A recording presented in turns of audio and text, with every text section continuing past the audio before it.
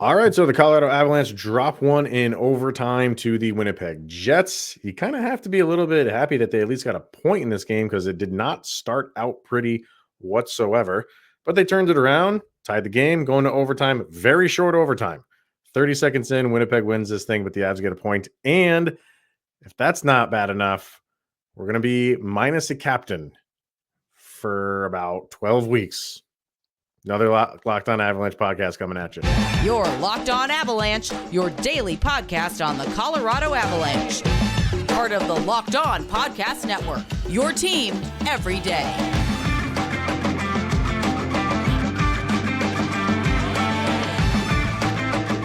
So we'll have to go through Halloween, Thanksgiving, Black Friday, all of Hanukkah, Christmas, New Year's, and then right around then, a little bit after that, we might get Gabe Landeskog back. For my birthday. Not what you wanted to hear. Yeah. So thank you, everybody, for tuning into the Locked On Avalanche podcast. We are part of the Locked On Podcast Network, your team every day.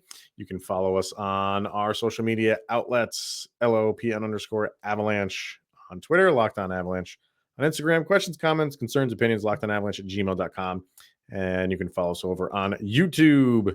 Subscribe, get notified when a new show goes live. All right, Shaggy, we'll get to the game against the Winnipeg Jets that the Avs dropped in overtime 4-3.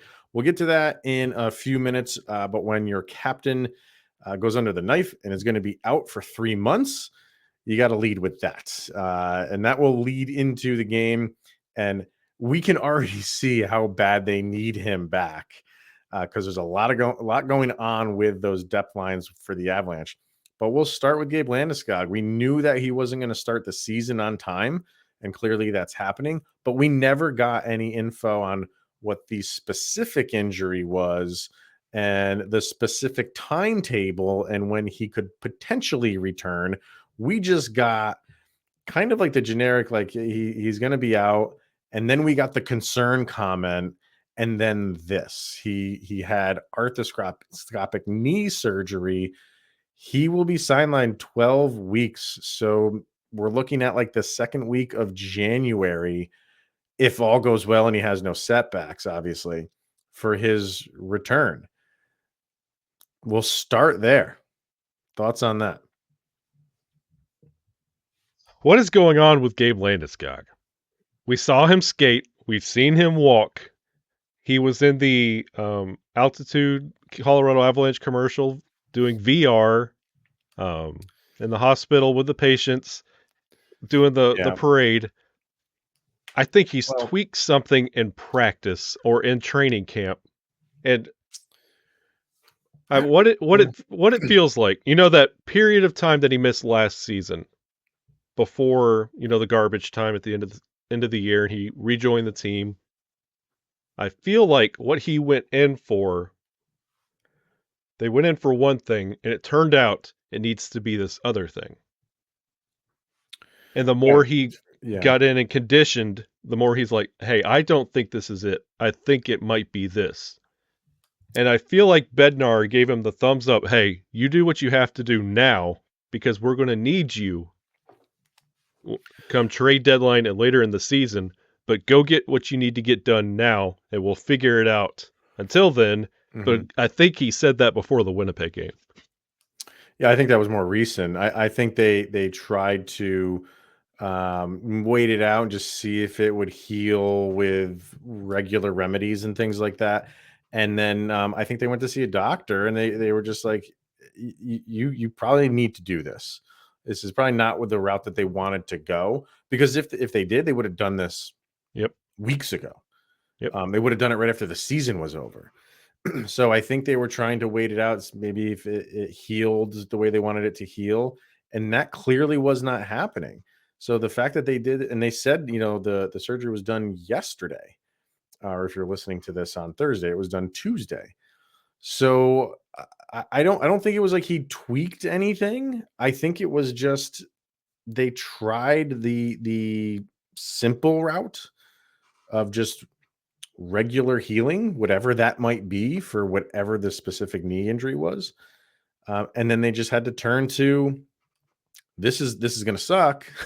You're going to be out 3 months, but it's better than the alternative because, if you're going in for surgery, you're fixing something. Yeah. You know what I mean? Like if they were trying to put off surgery and just have him heal, you haven't really fixed it, especially with knees. So it could have been something that, okay, fine. Like you stay out for a little while and it heals up, but you do that, you're running the risk of it flaring back up because you haven't corrected the problem. You've just waited it out for you to feel better. And it makes you really look back at the Stanley Cup and everything that he did. And you're like, how was he also playing in like nuke level type pain through that Stanley Cup? You got to wonder about stuff like that. Like when did this really happen? And it didn't seem like he did a lot of skating in the off season. We joke around that he was carrying the cup around, but I think he was okay to do stuff like that. You know what I mean? Yeah. Like it wasn't so bad, but there's a difference between casually just skating around on the ice and going full bore in an NHL hockey game. Yeah. You know what I mean? It's night and day. So I don't know. I honestly, the two things that concerned me were when they used the term concerned and when he was at the practice on the bench in a sweatshirt and not just, doing Darren Helm things of just skating around. I was like, I don't want to say anything like on the air, just, because I don't want to jinx it. Not that I have any pull whatsoever in my jinxing of things, but I just was kind of just reading the clouds and saying like, this doesn't look good. And then when you know it, he goes under the knife. So I just think it was one of those things they had to make a decision. It's like, we either wait this out and it could flare up again, or we go in, we fix it, and we'll see you in January. And that's the route they went. So, and it's a good thing they went ahead and did this now, and they have confidence enough in where the Avalanche are going that he could take this procedure, take care of himself, and we get him for where it counts, and that he doesn't try and hockey guy it up and get in there and just kind of get through and then really mess it up. And we're looking at a year with no Landeskog and him never being 100%. And here's the like, hockey season's a long season. You know what I mean? Mm-hmm. That's you're playing for a good chunk of the year. You need a jolt every once in a while from a team. You know what I mean? And getting your captain back in when you're 3 months into the season, don't tell me when that first game that he comes back, whenever it may be, that Ball Arena is not going to be crazy. Yep. And that might be a lift that the Avalanche need at the right time of the year. Now, if it does go all according to plan, and hey, if you want to follow us on Twitter and Instagram, we got a countdown going already. So 12 weeks is 84 days. So we're starting at day 84 and we're going to count down those days. So he's going to be back again, if all things go well, second week of January. And I'm looking at the games in that calendar. So January 10th is at home against the Panthers. That would be a nice game to have him back. Mm-hmm. And then you're playing January 12th. So yeah, January 10th is the Panthers. January 12th is in Chicago. And then January 14th is at home against the Senators. So those are your three. You only have 3 games that week. Home Panthers, away Blackhawks, home Senators. So that's kind of like where we're targeting right now for his return. What you're looking perplexed there. What's going on? Yeah. Isn't that Detroit game that's at like 1:00 in the afternoon the following week? Let me see. That's at 1:00. That is Monday the 16th. Yes. Wouldn't that be the most That'd be cool? That would be so cool. An afternoon game against your bitter lifelong rival. And here comes the captain, like Ultimate Warrior, running down the hall. Just that would be neat. But we'll have to see how the season. I mean, the Avs aren't gonna revolve it around a good storyline in a rival. But for us, that would be kind of cool to have the captain back against that. And on a 1:00 matinee game, that would be neat. So And if you watch that, Avs Winnipeg game, I know we're early, but at some point we have to remove that label from the season. And are there concerns with the depth? Yeah, and the Avs switched some players around, and switched the lines up, and it was a struggle for a little bit, but they looked great in other spots. Is that what we're going to get out of the Avs right now? Just kind of like that inconsistency with play going up and down the lines, minus the top line, because they looked phenomenal. But first, before we get to that game, we have the overtime loss to the Jets, and we also have our sound check and our players of the game to get to. So we're gonna kind of do all this together and talk about the Avs and the Jets. Sorry, I'm looking at stats in front of me. But first, we're going to talk about betonline.net, and it's your number one source for betting football and the start of the new basketball season, which is here. Hey, now, when is that? Because I don't keep up on the basketball, so you do. Is that get underway officially now? Yeah, the Knicks got drubbed by the Grizzlies already. Basketball season is back. Yes, we are. If the Knicks got throttled, then yes, the NBA season is back. Find all the latest player developments, team matchups, news, podcasts, and in-depth analysis on every game. And as always, BetOnline remains your continued source for all of your sport wagering information, with live betting and up-to-the-minute scores on every sport available. It's the fastest and easiest way to check in on all of your favorite games and events, including the baseball playoffs, MMA, boxing, and of course, golf. Head to the website today or use your mobile device to learn more. That is betonline.net. And that is where the game starts. Bing. Done. All right. So the Avalanche, this game just started kind of brutal for the Avs. Winnipeg, first period, was just in complete control of this thing. And you saw glimpses of what the Avalanche, obviously what we know that they can do towards the end of the first period. And you're like, okay, you're down 2-0 after one. Maybe you're getting like your legs, I guess. Obviously, we're still early in the season, but it was all Winnipeg. And then you come out in the second and you have the shift of a lifetime. That ends with Mikko Rantanen scoring a goal, but then it went right back to Winnipeg. That didn't seem to phase Winnipeg at all. And it was Cole Perfetti got a goal a few minutes. Let's see, time frame was 7 minutes later after the Mikko Rantanen one. But the Avs battled back again, another incredible shift, which again ended with a Mikko Rantanen goal. Great pass from Bo Byram. And then you get Val Nichushkin with a power play goal to tie it up. And then it goes into overtime. 30 seconds into overtime, it's Neil Pionk with his second goal of the game. And that wrapped it up. So a lot of bad in this game, but also a good amount of good, because you did turn the tide. You did come back. And things started leveling out. I felt it was all Winnipeg early. And then once the Avs just kind of settled down, things leveled out for them. And you have to give Winnipeg some credit here, too. The one shining moment. Ooh, are we going to start saying that? Yeah. Yeah. What? No. In that first period, the Avalanche were winning the faceoffs. They had 75%. Really? At the end of that first period. It was a time and place. It was one of those.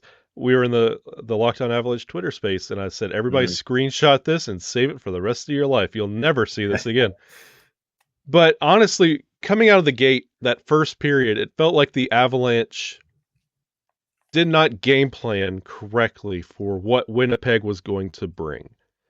Watching the Avalanche out there, it felt like they were a shift behind everything that Winnipeg was doing.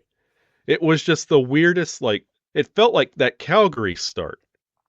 They didn't really anticipate what Winnipeg was going to be, because we mentioned in yesterday's episode, what do you really talk about with Winnipeg? So they were kind of lost and trying to find their feet, and that whole first period was just a feel it out kind of deal. And I felt like Bednar understood what they needed to do, so they went into that second period made the proper adjustments, and you could easily tell it was like a light switch went off. And they adjusted, they fixed everything they needed to do, they tied it up, and it's still the lines, the combination of the lines. Yeah. I don't feel like honestly, just past the top line, like line 2 wasn't even doing it. Once you get past that top line, the depth isn't enough to hold them back. Well, here's what your lines look like. You had obviously Lehkonen, McKinnon, and Rantanen on the top line. Your second line was Nichushkin, JT Compher, and Martin Kaut. Did not see that one coming.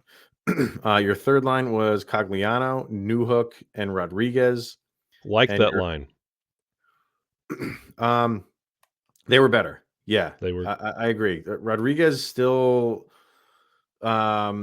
We'll get to him in a second. And then your fourth line was I still have trouble with this guy's name. Bleed. I think it's Bleed. Jason Megna and Logan O'Connor. I thought Logan O'Connor had a horrid game. Yep. Terrible game. Just throwing passes to nobody, turning the puck over. Like that first goal that Winnipeg got was on a power play, which again, it was only, they were 1 for 2. Winnipeg was, but when you know your power play is struggling, and Peter McNabb said it on the broadcast, and he said it simply and perfectly. Just you need to simplify everything. Mm-hmm. And Logan O'Connor had the puck. He was out of the zone. He was in the neutral zone, and instead of just dumping it into the other zone and just doing your regular, if you got to make a change. He tried, because it seemed like the Avalanche could potentially have a breakaway. Or not even a breakaway, just maybe something to build on to get ahead of steam and have maybe an offensive shorthanded opportunity. But it ended like that. Yep. You saw it and then it closed.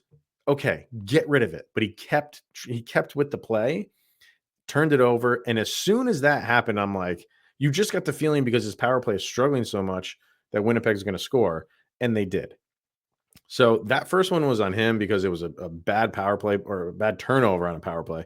But I don't know. I just didn't like how he played. I mean, he battles and he's not just going to give up, but I don't know what it was with him tonight. Maybe just because he's playing on a new line with 2 brand new guys for him.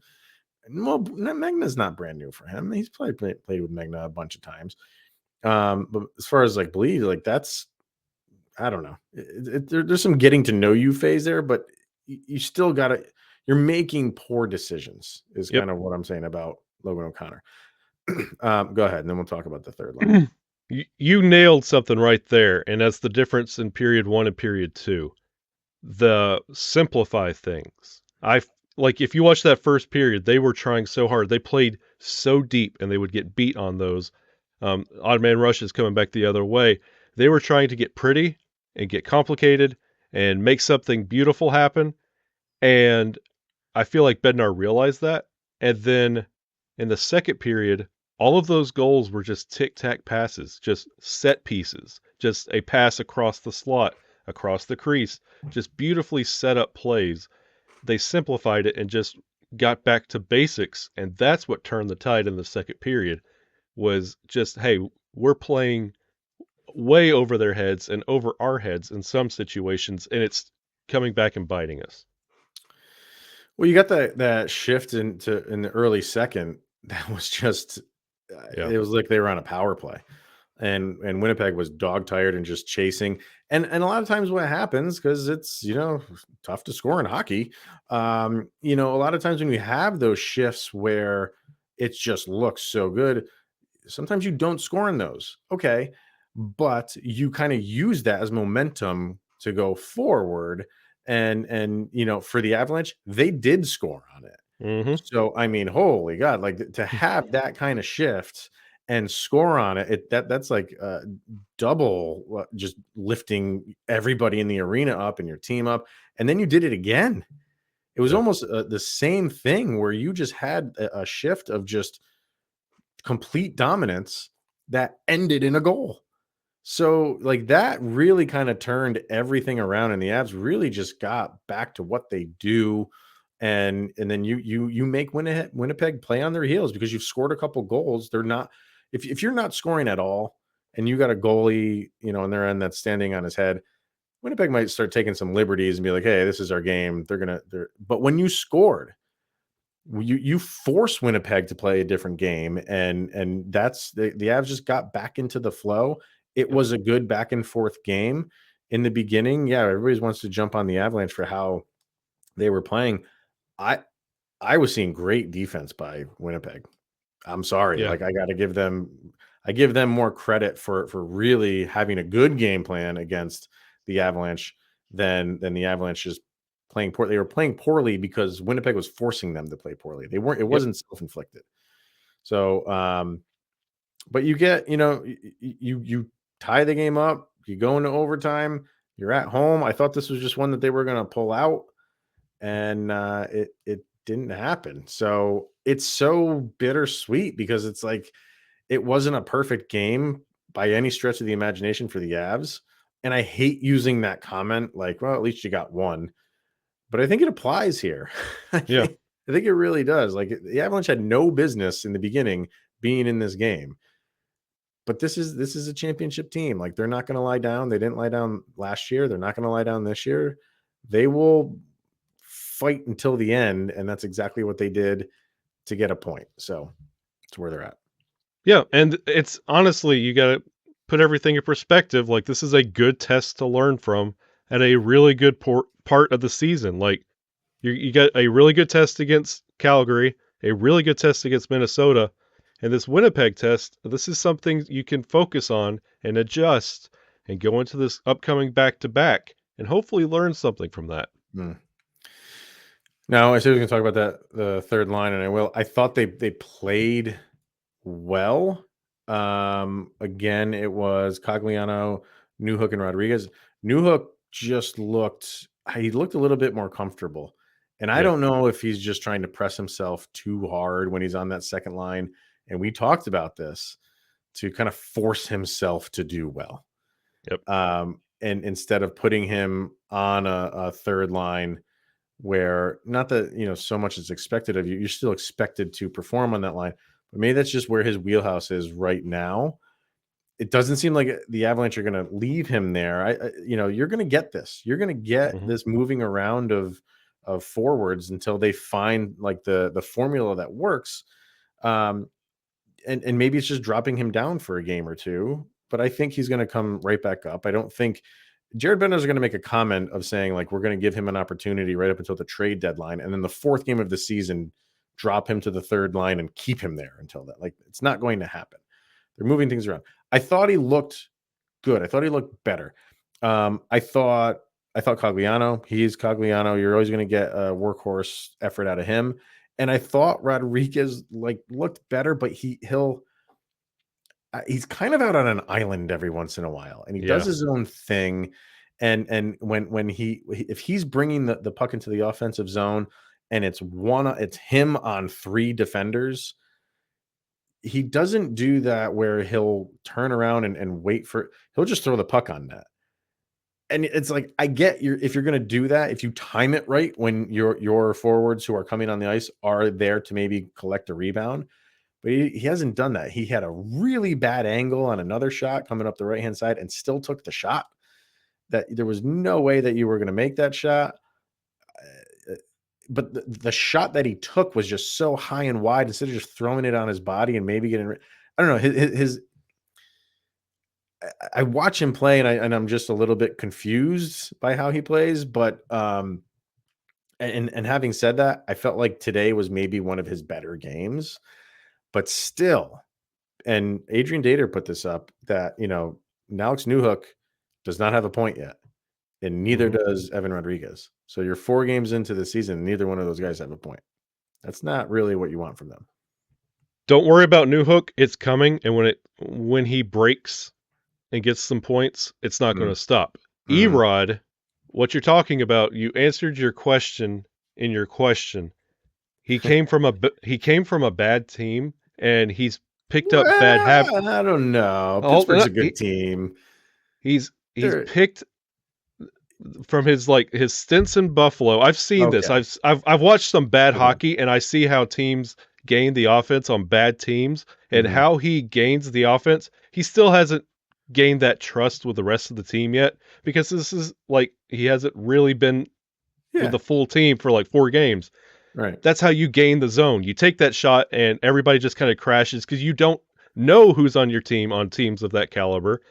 And you just hope somebody can make that play because you're not going to be the fool who loses the puck. So you just do the safe thing. And over time, Erod's going to get better in the same way that Newhook is. Once he starts losing some of those bad habits and just your safe option in your first resort, he's going to lose that once he gains confidence. And you're waiting on Newhook to gain confidence. So I would like to see that third line stick together for a little while, maybe until they go overseas for that global game. But I think Newhook can learn from both Erod and Cogliano on how to break through and stay there.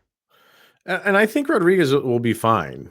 I Yep. do. We forget, he was signed so late. He really has not had a lot of time with these guys, and I'm not making excuses for him. He's a professional hockey player. But there is, this is a brand new system. Remember when Josh Manson came over? When he was traded, it took him a little while to figure out how this team plays defense, and he was not comfortable playing with the Avalanche until really maybe the Western Conference Finals, where he said, I'm starting to get. He actually, I don't know the exact quote, but it was I'm starting to understand how they do things here. And so the same would go for Rodriguez. I think he'll be fine. But right now, I just feel like while we're saying how Alex Newhook was trying to do maybe a little bit too much being on the second line. Maybe Rodriguez is trying to do the same thing because when you go into an offensive zone and you're just going to go, it's not even 1-on-3 where he's trying to break through those guys. He's just coming up on the side of the boards, and if he's got a lane, he just fires it on net, and it's not going to do anything. All you've done is just giving the puck over. So I think he'll improve. But here's the other thing, like we're saying, moving all these lines around and moving all these forwards around, that's not going to benefit him either. So It's such a tough spot that the Avalanche are in right now because you are moving all these guys around, and I get why you're doing that because you're trying to find the right combination. But the lines that we're doing that on are with our new players. If we had this entire team from last year, I'd be fine because we all know, if you're moving Burakovsky up and down, he'd be fine. If you had to move, Rantanen up and down to the second line, he'd be fine. But you're moving the guys that we just got in, and so it's so hey, we just had a couple games together, and now we're just gonna blow that up. It's tough. Only if we had a preseason where we could figure things out. How about that? Didn't we talk about that? I feel like we did. Okay. And that's the other thing about Landeskog being out is, you lose someone like Kadri. We talked about your comfortability when you lose a big guy. Okay, fine. That sucks, but we have Nazem Kadri there and we'll be okay. All that stuff is gone. So the Avs really got to play you're going to have these growing pains with this team right now. They'll win games because you have so much talent and so much skill on the top part of the roster. But on the bottom part, there's going to be all this mixing and matching, and you just hope they can get through it unscathed. Without Nas and Landy, this team is the same talent of the 1920 roster that we had that lost to Dallas. They have to step it up and figure it out. This isn't the same caliber that won the cup, and they have to figure that out. Yeah, and I think they will. And what you saw last night, that was a good job. You came back. You came back and you tied it. And that's why I say, I hate using the phrase, but that's why I say with everything going on with the team right now, to get a point, I think could be a confidence booster for them. They're not going to say that out loud because they lost the game, but deep down they're okay, maybe this was a good growing pains game that we just went through, and we'll see what happens against Seattle. So, all right, we have a sound check to get to, and then our players of the game, our LOA sound check volume 2. Go over to Spotify and follow the playlist.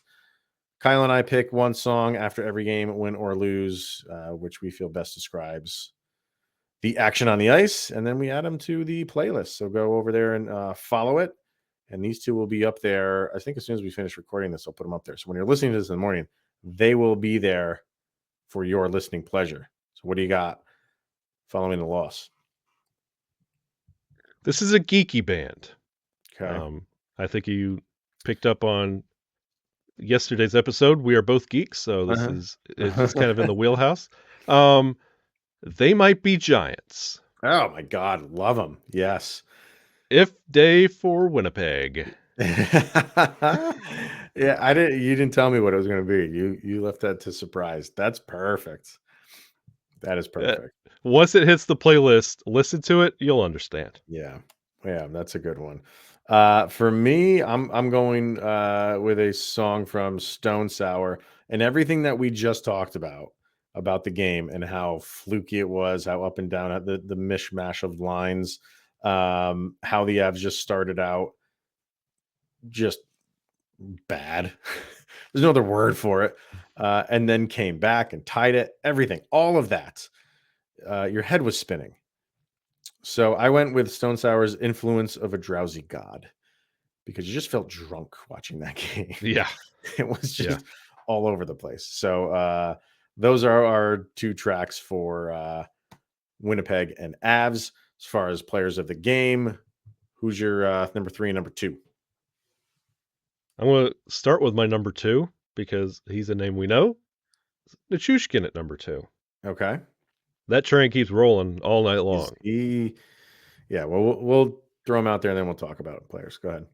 Number 3, Pionk. Yeah. Like, you watch Winnipeg Jets games and you're just scouting, oh, I'd like him on the Avalanche. I'd like him on the Avalanche. They're never a problem. They're never in your way.